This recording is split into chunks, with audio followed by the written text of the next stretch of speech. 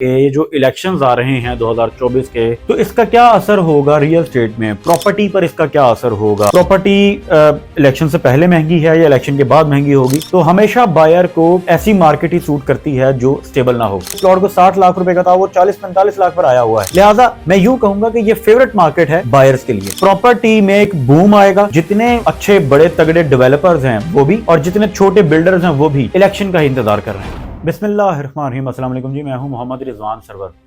अच्छा, बड़ा सवाल गर्दिश कर रहा है आजकल मार्केट में, और मुझसे भी पूछा जाता है और आपके जहन में भी यकीनन आता होगा कि ये जो इलेक्शंस आ रहे हैं 2024 के स्टार्ट में ही, फरवरी में गालिबन, तो इसका क्या असर होगा रियल स्टेट में, प्रॉपर्टी पर इसका क्या असर होगा।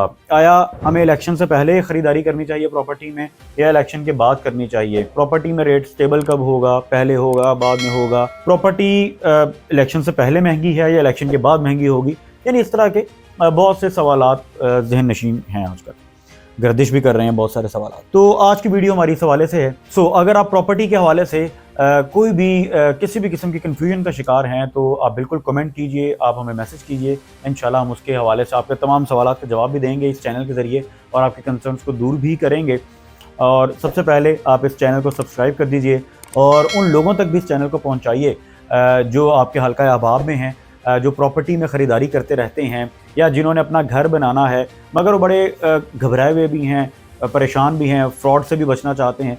इस चैनल पे इंशाल्लाह पूरी ईमानदारी से आप तक वो तमाम तरह इन्फॉर्मेशन पहुंचाई जाएगी, जिससे आप महफूज अंदाज में सरमायाकारी कर सकते हैं। तो जनाब, अपने टॉपिक की तरफ आते हैं। आज का टॉपिक ये है कि इलेक्शन के क्या असरात होंगे रियल एस्टेट पे। तो बड़ा क्विकली आपको बताऊंगा जो मेरा तज्जिया है, मैं पर्सनली समझता हूँ, वो आपसे शेयर करने जा रहा हूँ। कि देखें, इस वक्त जो मार्केट की सूरत हाल है, इस वक्त डिस्टेबलाइज हैं चीज़ें, और चूँकि इलेक्शन से पहले बहुत सारी चीज़ें ऐसी हैं जो अपनी शक्ल में नहीं हैं, स्टेबल नहीं हैं। कभी भी आपने ये बात याद रखनी है, प्रॉपर्टी में जब आपने ख़रीदारी करनी है तो हमेशा बायर को ऐसी मार्केट ही सूट करती है जो स्टेबल ना हो। यानी ऐसा दौर ही उन्हें सूट करता है जो स्टेबल ना हो। क्योंकि हम लोग मूव कर जाते हैं फौरी तौर पर। जैसे हमने रिसेंट पास में देखा, लोगों ने डॉलर्स उठाने शुरू कर दिए, गोल्ड उठाना शुरू कर दिया। मगर ये अच्छी इन्वेस्टमेंट्स हैं, मैं ये नहीं कहता कि अच्छी नहीं है, मगर इनका कंपैरिजन रियल स्टेट के साथ नहीं है। रियल स्टेट में आपको जो बेनिफिट्स हो सकते हैं, मगर रियल स्टेट में बेनिफिट आपको तब होगा जब आपकी होल्डिंग पावर होगी। आपके अंदर सब्र होना चाहिए, ये बड़ा ज़रूरी है नाज़रीन। जब आपके अंदर सब्र होता है ना, तभी आपको प्रॉपर्टी से बेनिफिट्स होते हैं। क्योंकि कुछ शॉर्ट टर्म बेनिफिट्स होते हैं कुछ प्रॉपर्टी से, और कुछ प्रॉपर्टी से हमें लॉन्ग टर्म बेनिफिट्स होते हैं। लिहाजा हमें सब्र इख्तियार करना चाहिए। अब इलेक्शन से पहले हमने देखा कि डिस्टेबल है मार्केट, ऑलमोस्ट हर चीज़ में हम देखें महंगाई में इजाफा हुआ है और उसकी शरह बहुत बड़ी है, मगर रियल स्टेट में प्लॉट से सस्ते हुए हैं। इवन आप डीएचए को देख लें, आप डीएचए में प्लॉट्स देख लें, आप किसी भी अच्छे तगड़े प्रोजेक्ट में चले जाएं, एनओसी अप्रूव्ड प्रोजेक्ट में चले जाएं, जहां पर हजारों की तादाद में फैमिलीज रह रही हैं, ऑन ग्राउंड प्लॉट्स के रेट्स 15 से 20 लाख, यानी अगर एक प्लॉट को 60 लाख रुपए का था, वो 40-45 लाख पर आया हुआ है। तो इस वक्त मार्केट के हालात ऐसे हैं। लिहाजा मैं यूं कहूंगा कि ये फेवरेट मार्केट है बायर्स के लिए। इलेक्शन से क्या फर्क पड़ेगा, इलेक्शन से क्या असरात होंगे।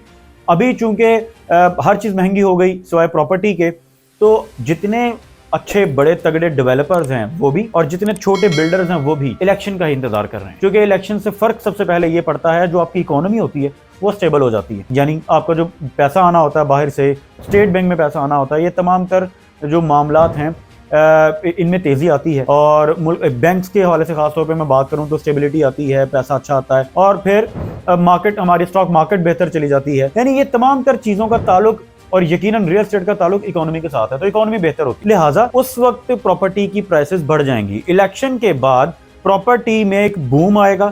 चूंकि पिछले 2-3 सालों में हमने देखा प्रॉपर्टी में, एक तो पहले तो स्टेबल रही, उसके बाद प्रॉपर्टी की रेट्स नीचे चले गए और काफ़ी नीचे गए। लिहाजा इलेक्शन के बाद आप देखेंगे यही रेट्स अपने वापस अपनी शक्ल में आएंगे, और उसके बाद इनकी प्राइसेस में काफ़ी इजाफा होगा। हम अच्छा रिटर्न देख रहे हैं, अच्छा बूम देख रहे हैं। इलेक्शन के ठीक 2-3 माह के बाद आप देखेंगे रियल एस्टेट अपने उरूज पर होगी, इंशाल्लाह ऊपर जाएगी।